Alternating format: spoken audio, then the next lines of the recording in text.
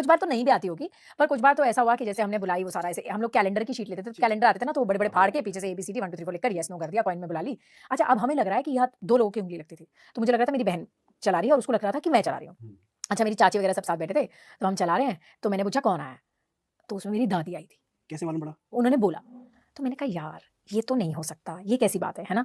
तो अब कुछ ऐसी चीज़ें थी जो हम में से किसी को भी नहीं पता हो सकती थी, मेरे पापा के बारे में, मेरे ताऊ जी के बारे में बिकॉज़ वो चीज़ें तो डेफ़िनिटली नहीं पता हो सकती थी, तो वो चीज़ें वहाँ पे लिख कर आने लगी। अब हमें समझ नहीं आ रहा है कि भाई ये हो क्या रहा है? फिर मैंने एक टाइम पे हमने उनसे पूछा कि ताऊ जी आज सुबह कौन-सी कलर की शर्ट पहन के गए? अब हमें क्या पता ताऊ जी कौन-सी शर्ट पहन के काम पे गए होंगे? तो उन्होंने बताया, हमने ताऊ जी को फ़ोन करा, मैंने कहा ताऊ जी कौन-सी शर्ट पहनी है? कह रहे ये। मैंने कहा हैं? This is very weird. Match हो गई। हाँ, अब मुझे लगा ये तो हमने कोइंसिडेंस भी हो सकता है।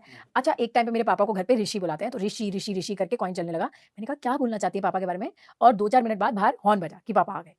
मैंने कहा यार this is getting a bit spooky here. I think we should let it go. I am not believing this for some time.